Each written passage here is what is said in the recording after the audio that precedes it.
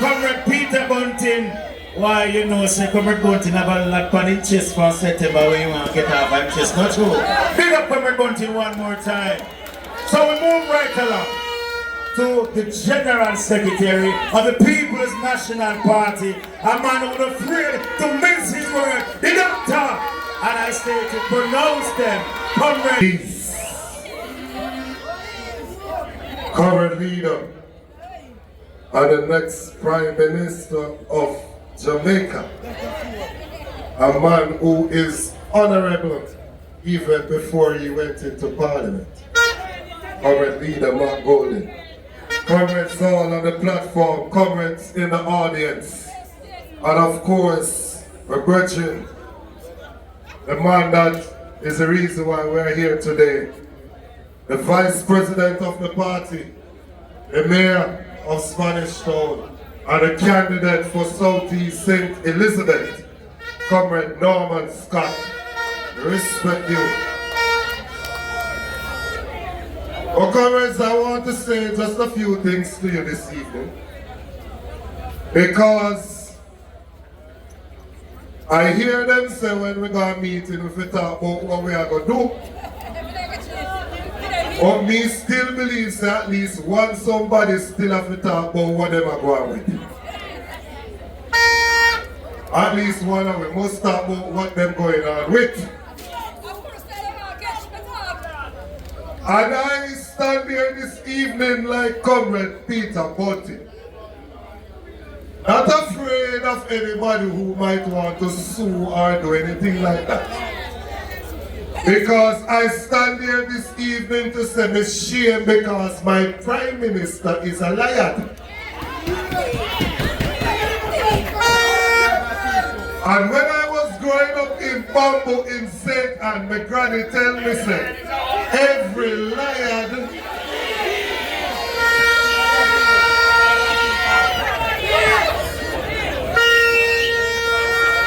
I said the Prime Minister is a liar because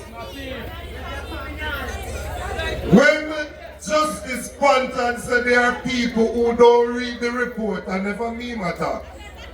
Because I have read the report. And if you go to page 17 of the report, it says that on August 31, 2023, the Prime Minister met with the Integrity Commission at the office of the Prime Minister, and they told him that he has assets that are, there's a possibility that he has assets that are disproportionate to his lawful income. It means that he owns more than one PA can afford. That is what we call illicit enrichment.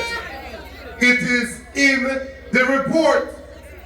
When the Prime Minister come and threaten to sue people, what he is attempting to do, and to be frank, he has succeeded in doing it. Because civil society and the media get scared and no longer want to talk about it. But it is in the report that the Prime Minister of this country knew more than 1 year ago that he was under investigation for illicit enrichment. We don't want a Prime Minister like that. We want a Prime Minister that when he talk we can believe what he says.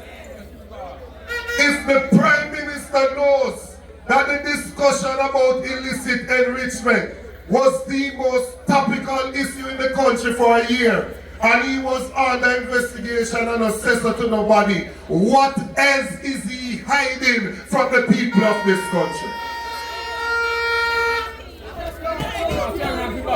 So, I am not going to be afraid to talk because in saying I go sue people. I realize that the Labour Party is trying to say that their administration is the best administration. It is a lie from the pit of hell. It is a lie from the pit of hell because the Labour Party by any measurement is currently failing the people of this country. And for some strange reason, whenever we say that they're failing in how they're dealing with education or healthcare, they make it look like we say them get zero. But when we used to go to school, current leader, you never have to get zero for fail. If you get under 50%, if 50 is the pass mark, you fail, you know. So if you get 49%, but a 50 at the pass mark, you fail, man. So when we say they are failing, it does not mean that they have done nothing at all. So it is true that Tufton has fixed the health center, but when it comes on to the delivery of healthcare, he is failing because people are being admitted and sitting on chairs and laying down on cardboard. Thus he's getting a failing grade for the Ministry of Health. When we say that Flavel is failing, it doesn't mean that she hasn't given out 10 tablets even though it's 400,000 students we have. It does not mean that she has not given out a whiteboard, but it means that only 18% of students are passing 5 subjects to include maths and English. 1 in every 5, they are failing the children of this country. When we say that they're failing with infrastructure, it don't mean that they have not built any road at all. But what it means is that the road network in Jamaica is in the worst condition that it has ever been, because everywhere you go, you have your dodge from pothole on the public roads in Jamaica.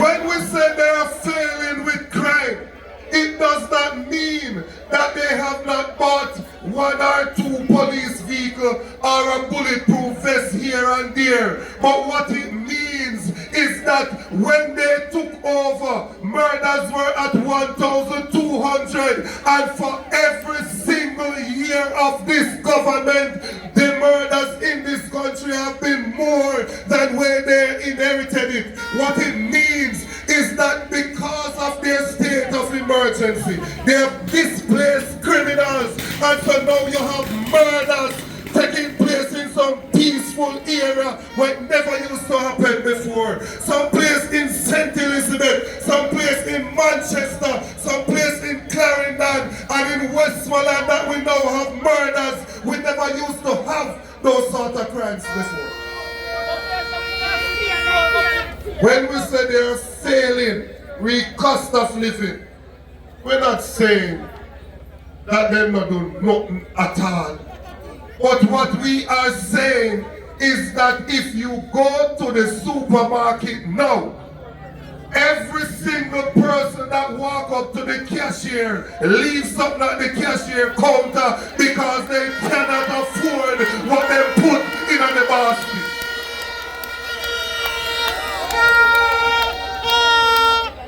How can it be that Southeast St. Elizabeth as the junior minister of agriculture, Southwest St. Elizabeth as the full minister of agriculture, St. Elizabeth produces a quarter of the food in Jamaica? There's a hurricane that affects St. Elizabeth, and with the junior minister and the minister of agriculture, we have farmers within the parish of St. Elizabeth who can't get seeds, who can't get fertilizer, who can't get access to farm road, who can't get access to land, who have those torrents where there's no irrigation, there is no money to help them farm. It is a disgrace.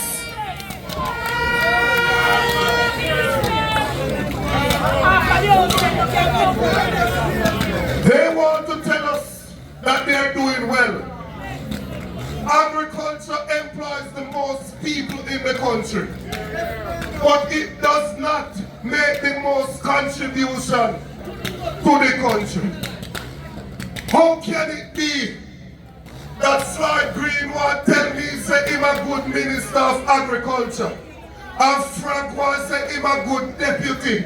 When they have not taken one item out of the importation basket in this country. Between the 8 years that they have been there, the country's importation bill has almost doubled. All this government cares about is to give importation permits to them friends, and they are killing the local farmers of this country.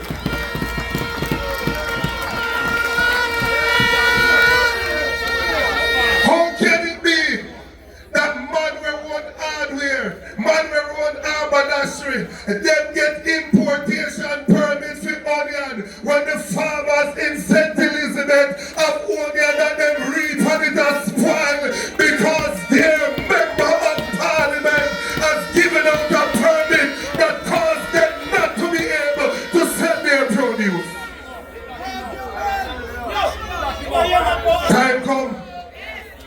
Time come now.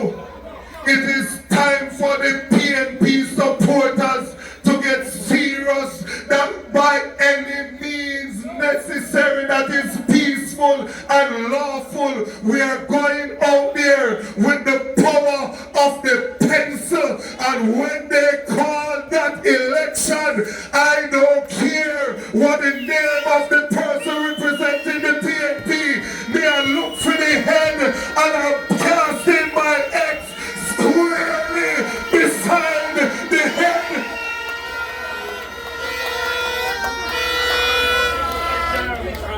Scotty, I'm a friend and a good representative.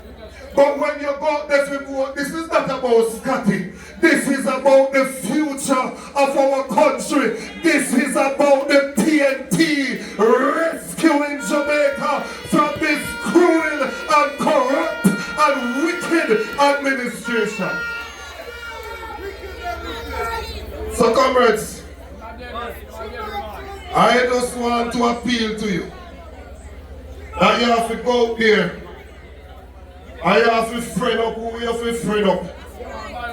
You have to get things right. You have to go do the canvas. You have to get the workers them in place. Because it is not long from now that they will have to go to the people. Because we see them running around about them one called by-election after by-election. We are saying tonight that we refuse to continue with a prime minister who has no respect locally, regionally, or internationally. We refuse to continue with a prime minister that is under investigation. We refuse to continue with a prime minister that is taking the laws of the country to fight against corruption to court to try and strike them down.